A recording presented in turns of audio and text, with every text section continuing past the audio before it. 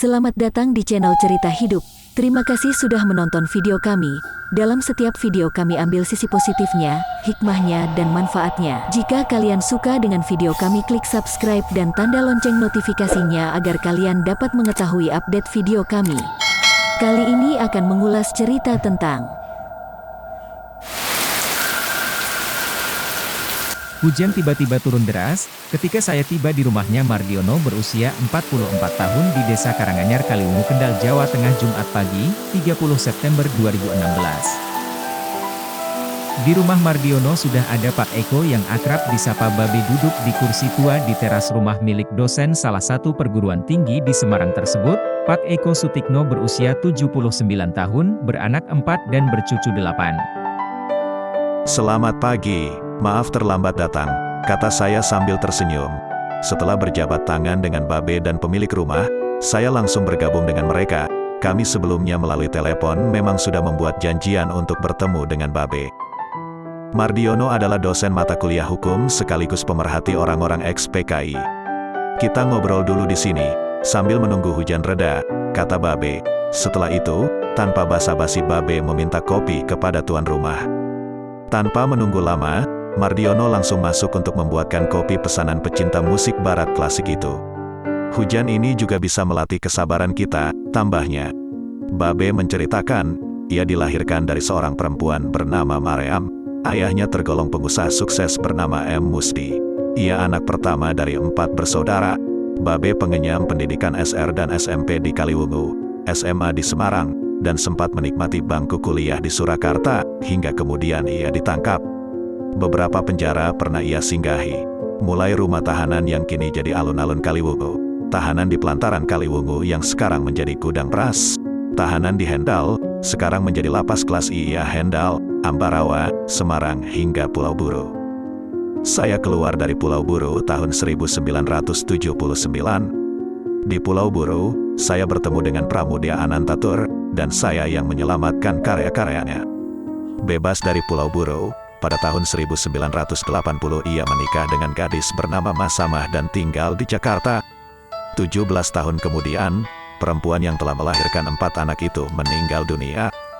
2 anaknya tinggal bersama dia di Jakarta dan 2 lainnya memilih ikut kakek dan neneknya di Kaliwungu, Hendal. Namun akhirnya, Babe memilih menetap ke Kaliwungu setelah sang ibu tercinta menghadap Tuhan pada tahun 2009. Sekarang saya menikmati sisa hidup saya, semau gue. Mau tidur di rumah anak, ya tidak apa-apa. Di rumah kawan juga tidak masalah. Babe kemudian menghentikan ceritanya, karena kopi pesanannya datang. Ia sedikit tersenyum, lalu tangan kanannya merogoh saku baju. Sedetik kemudian keluarlah sebungkus rokok kretek. Hujan begini sangat nikmat kalau kita ngobrol sambil merokok dan ngopi. Setelah itu, Babe kemudian melanjutkan ceritanya. Menurut pengakuan lelaki kelahiran 1940 itu, sebenarnya ia ditangkap oleh tentara tanpa tahu penyebabnya. Sebab waktu itu, dirinya sedang kuliah di Surakarta, lantaran disuruh pulang karena ada temannya yang ditangkap tentara, ia langsung kembali ke rumah yang ada di Kaliwungu. Ternyata yang ditangkap Romo Dustrianto, teman saya yang bergabung di Organisasi Ikatan Pemuda Pelajar Indonesia, IPPI, milik PKI. Lalu aku datang ke tahanan Kaliwungu untuk membebaskan teman yang rumahnya di Boyolali itu. Lalu, kata Babe, usahanya untuk membebaskan temannya tersebut berhasil. Namun, setelah temannya yang kuliah di Semarang tersebut dibebaskan, ia malah ditangkap. Di penjara bersama tahanan lain, Babe ikut disiksa. Hujan deras mulai mereda ketika saya, Mardiono dan Babe tiba di alun-alun Kaliwungu. Beberapa pedagang kaki lima sudah mulai memenuhi kawasan itu. Mulai pedagang baju, buah, hingga makanan. Di sisi kiri alun-alun terdapat Masjid Agung. Masjid yang didirikan oleh Kiai Guru ratusan tahun lalu itu terlihat masih ramai. Maklum, di kota santai ini, banyak orang mengaji seusai menjalankan salat Jumat. Menurut cerita Babe, di belakang alun-alun itu dulu berdiri kantor Kawedanan. Di sisi kanan Kawedanan berdiri beberapa bangunan, 3 di antaranya untuk tahanan. Sementara di sekitar alun-alun ada sebuah bangunan yang digunakan untuk tahanan elit PKI. Saya bersama tahanan lain sering dipukuli di luar, yang kini jadi alun-alun ini. Jadi semua orang yang lewat bisa melihatnya. Sebab dulu hanya ditutupi tembok yang tingginya sekitar 50 cm. Babe mengaku, karena dirinya selalu melawan bila dipukul, ia dimasukkan ke barak yang digunakan untuk menyimpan mayat. Namun begitu, ia merasa tidak takut atau jera, ia tetap membalas setiap dipukul. Mayat-mayat itu memang ditaruh di situ sampai ada keluarga yang mengambil. Tapi ada juga yang berhari-hari tidak diambil sampai baunya busuk. Tapi saya tetap cuek saja, saya tidak muntah, sebab saya berpikir saya juga nantinya akan kayak gitu. Babe menjelaskan, ada ratusan orang yang ditahan bersama dirinya. Sampai ruang tahanannya tidak cukup dan para tahanan tidur dengan duduk. Babe mengaku senang bisa tidur dengan mayat, karena bisa tidur normal. Tapi anehnya, tahanan lain kalau tidur di ruang mayat ini, beberapa hari kemudian ikut mati. Saya juga heran, tapi saya masa bodoh, katanya dengan bahasa Jawa campur Betawi. Menurut Babe, banyak tahanan yang memilih mati karena tidak kuat siksaan. Sampai-sampai bila ada tentara yang memanggil nama seseorang, mereka berebut mengacungkan tangan. Padahal mereka tahu akan dibunuh. Karena saya sering membalas bila dihajar, lalu saya dipindah ke tahanan yang ada di Pelantaran, Kaliwungu. Tahanan di Kaliwungu, menurut Mardiono, mulai dipugar sekitar tahun 1900-an. Selain untuk perluasan alun-alun juga digunakan untuk jalan. Sekarang ini, tambah alumni S2 UKSW Salatiga itu, yang ada tinggal bangunan Kawedanan. Saya tahun persis, karena saya asli sini, dan dulu saya mainnya juga di sini, kata Mardiono. Jarak tahanan Pelantaran dengan alun-alun Kaliwungu hanya sekitar 3 km. Berbeda dengan tahanan Kaliwungu yang tinggal Kawedanan saja, tahanan Pelantaran yang kini beralih fungsi menjadi gudang beras. Namun bangunannya masih banyak yang belum berubah. Hanya butuh waktu tidak lebih 10 menit untuk sampai ke Pelantaran. Bangunan di tengah itu, bangunan baru. Babe berkata, di penjara Pelantaran lebih enak jika dibandingkan dengan penjara di Kaliwungu. Sebab tidak ada penyiksaan meskipun jatah makanannya tidak lancar, kadang seharian sekali, kadang 2 kali, bahkan terkadang pula tidak makan sama sekali. Padahal di sekitar sini banyak penjual makanan, ada sate ayam, gorengan dan lainnya. Jadi kalau pas kami kelaparan, kami seperti tersiksa ketika mencium bau bakaran sate atau gorengan. Tahanan ini juga dijaga banyak tentara. Ada ratusan tahanan di sini. Teman satu tahanan saya yang masih kuingat, di antaranya bernama Supari, Yanto, Muhram, Sabar, Surono, Sujud, Naryo, dan Dirman. Di antaranya masih ada yang hidup. Di antaranya Supari. Babe menambahkan, banyak kenangan bersama tahanan lain di Pelantaran ini. Salah satunya gurauannya bersama kawan-kawan tahanan lain untuk melawan lapar, hingga akhirnya ia kemudian dipindahkan ke tahanan Hendal yang kini menjadi lapas Iya Hendal. Kalau di Hendal, siksaannya ya kelaparan itu.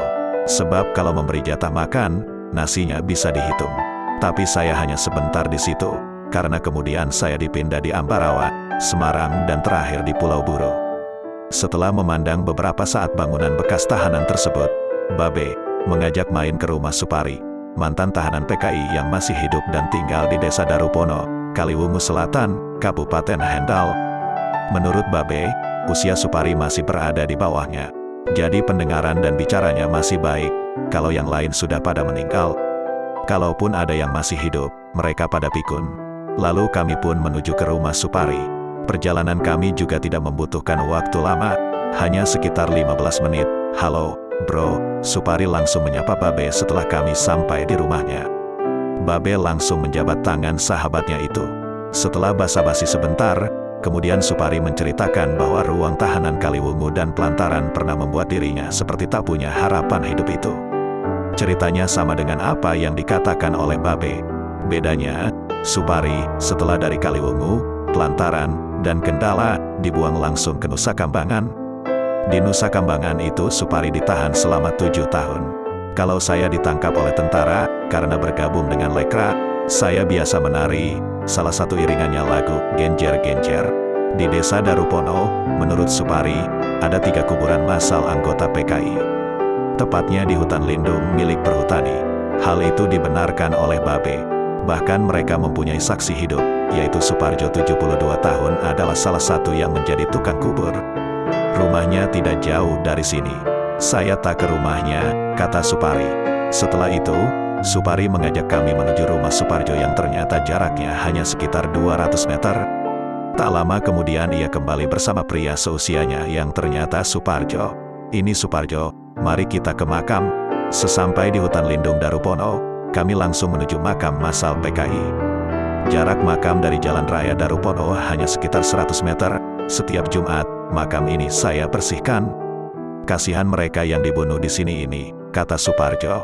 Suparjo menceritakan, pembunuhan massal terjadi sekitar Desember tahun 1965. Kejadiannya pada malam hari. Saat itu, ia bersama pemuda kampung jaga malam. Lalu mereka berkali-kali mendengar tembakan. Paginya, mereka disuruh menguruk mayat-mayat yang berada dalam lubang ukuran sekitar 2 kali 3 meter itu. Jumlahnya ada sekitar 20 orang. Salah satu di antaranya perempuan. Menurut Suparjo, ada 3 kuburan massal PKI di hutan lindung ini. Namun, yang ia ketahui lokasinya hanya 2 makam. Yang disuruh nguruk itu yang piket jaga malam. Kebetulan, yang 2 itu, pas saya dapat giliran jaga makam-makam anggota PKI itu, ujar Suparjo, sering didatangi orang-orang yang mencari nomor togel setiap malam Jumat. Terkait dengan makam massal PKI tersebut, baik Babe maupun Supari mengaku akan merawatnya. Walaupun tidak bisa setiap hari atau setiap Jumat, namun ia akan menyempatkan diri mengunjungi kuburan itu bila ada waktu.